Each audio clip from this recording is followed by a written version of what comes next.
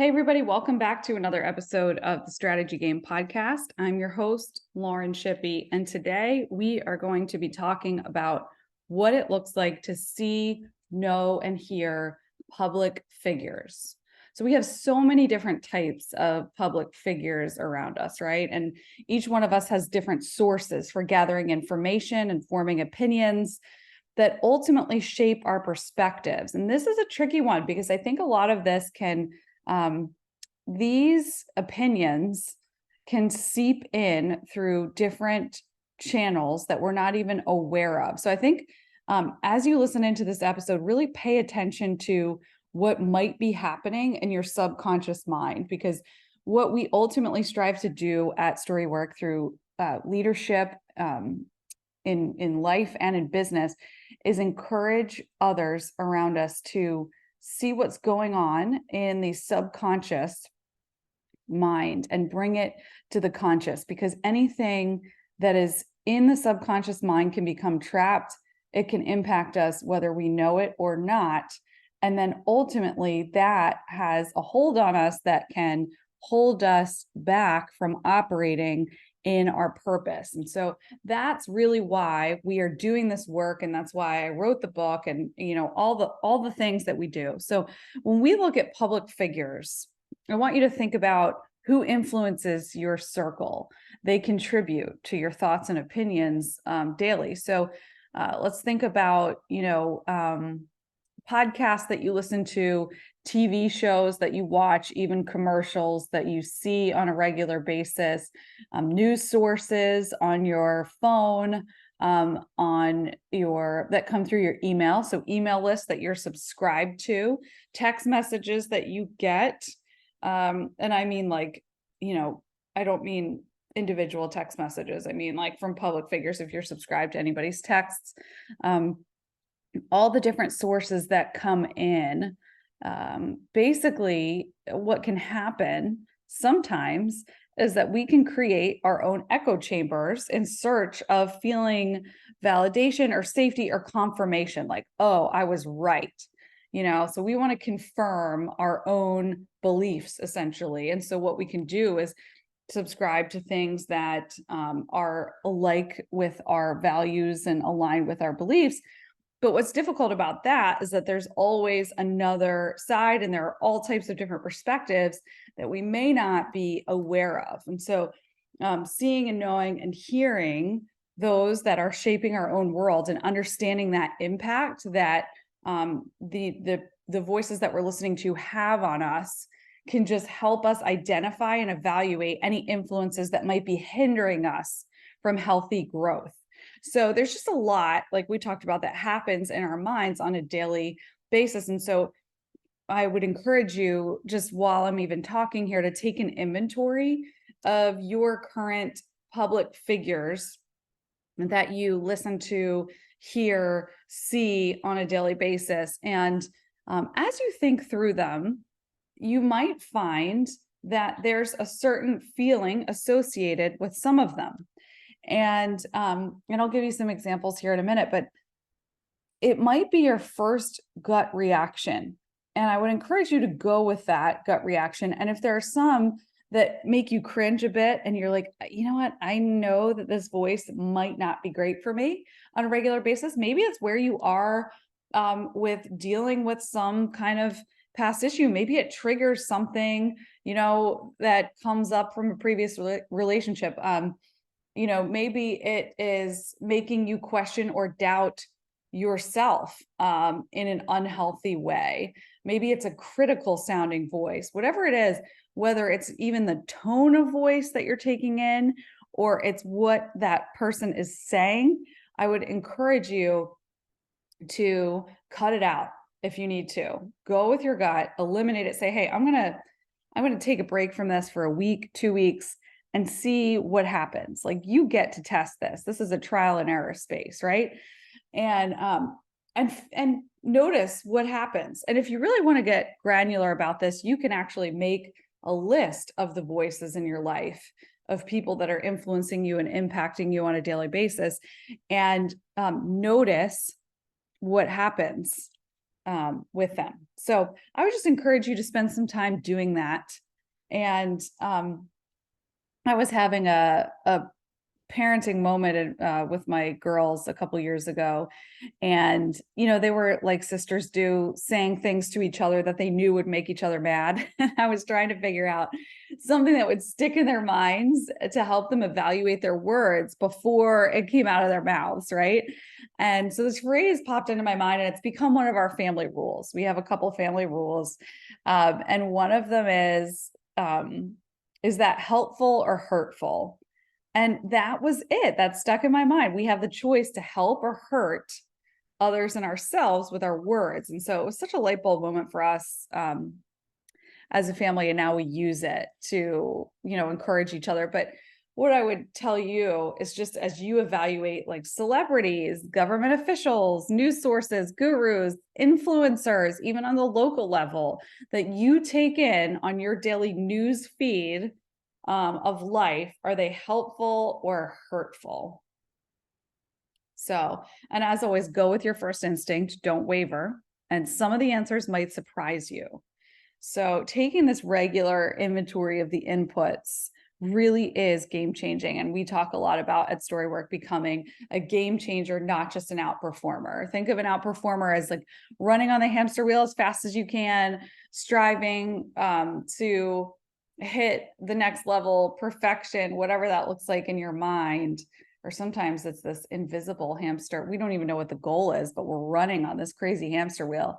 And so at Storywork, our goal is to help you get off of that hamster wheel and just be intentional about the things that you're going to do and your time, so that you can just become a game changer. So you might do less, but it has more impact than running on a hamster wheel trying to be an outperformer. So this is one of the tools that you can use to do that. So when I'm going to give you some examples. So when we think about celebrities, think about the Kardashians versus Chip and Joanna Gaines. So when you think about these examples, different words probably come to mind if you think about each one of them, right? So very different personalities, very different voices, very different vibe, tone of voice, how they talk to each other. Everything is different. The feeling you get when you watch them, different, right? So this is what I mean by evaluating those voices and knowing what is helpful to you and what is hurtful to you. So even musicians, entertainers, social media personalities, music that you listen to, just everything that you're taking in, how do they impact your thoughts, actions, words, and mood? And you don't have to like get overwhelmed with this. Just, you'll know right away. You'll be like, oh, you know what? I'm going to cut that out. I want to cut that out. You don't have to make it overly complicated. Government officials. So this is one for sure, right? In the book, we talk about how, we're seeing the largest, this is no secret, polarization that we've ever seen for the last time, in over 50 years. So we're, at a really divisive state, and really that makes seeing and hearing and knowing each other all the more important.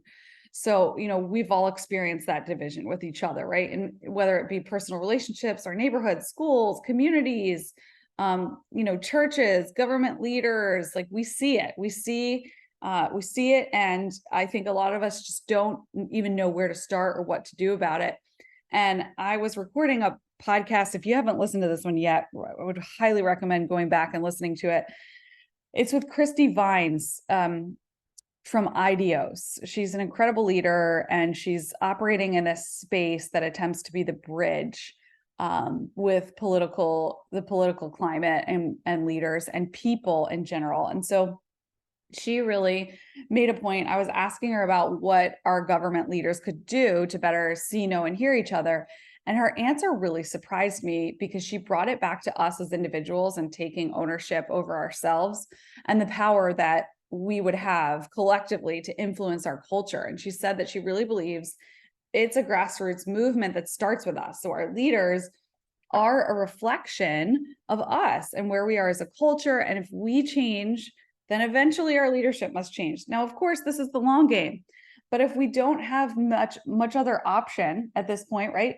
we've got to look at ourselves. That's one thing we can do if we feel powerless in all the other arenas influencing the political landscape. So this was really challenging, like thinking about, hey, I can take ownership of myself and the way that I interact with others in order to take steps toward healing our political landscape. So, I think this just looks like really looking at what you're letting come in politically to influencing, to influence you. Are you getting stuck or pigeonholed or creating an echo chamber that's just telling you the same things? And how is that impacting your mindset when you come across people who have different mindsets, right? Is it setting you up for success, or is it setting you up to be angry and critical and resentful?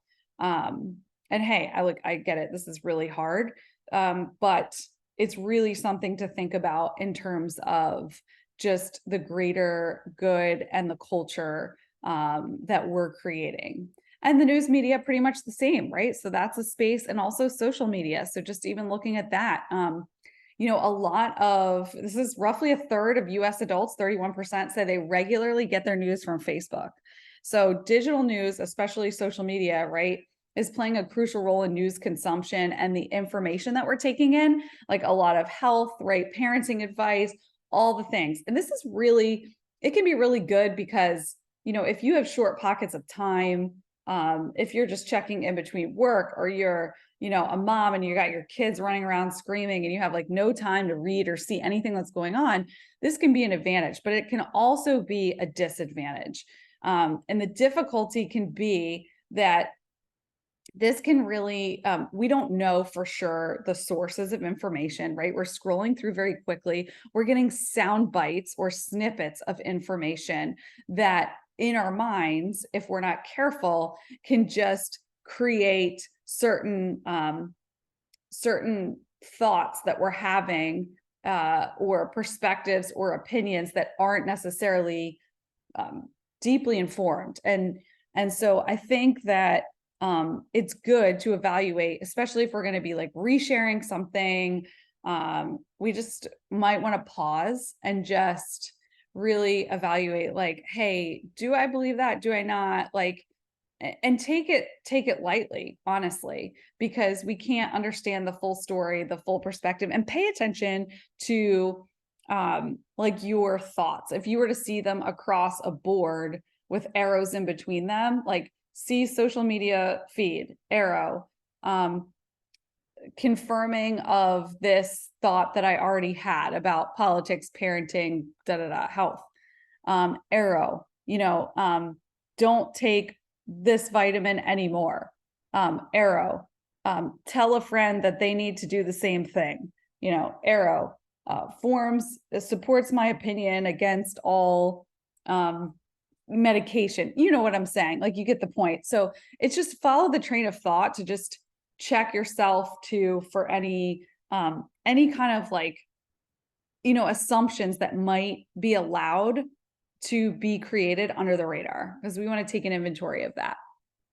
And then, obviously we've got local forces and influencers. So business owners and thought leaders and local government officials, even neighbors, right? So what does that look like, and how are they shaping our thoughts and opinions for the good and not for the good? It's just really taking an inventory of yourself. And I think that really helps, just catching the thoughts. If you can picture yourself with a net, grabbing that thought pattern as it goes on this wild journey throughout our minds, right? Like this wild road, I'm pulling it into this, right, framework of like asking yourself, why do I think that? What am I taking in? You now have a place to process your thoughts. Like, you can move that subconscious thought to the conscious mind, and that can just lift, even if like there's some guilt, false guilt or shame, or like anything hiding, like that you might be carrying around, it has to go, once you uncover the thoughts that are causing it. So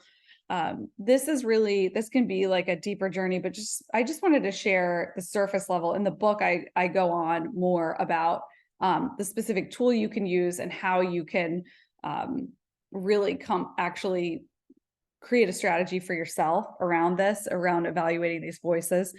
and I'm sharing the chapters one at a time here so that 1 week at a time. This is actually it's not the final draft. It's been through a couple rounds of edits, but I really wanted to share it with you so that I could give a place for you guys to just get this content so that it can get out there, and even get any of your feedback. So if you want that, I know that'll be in the show notes here, and I'll be sharing them every week. So thanks so much for listening in. Hope you found this episode helpful. As always, give us a review on the podcast if you did. And for more, head to www.storywork.co.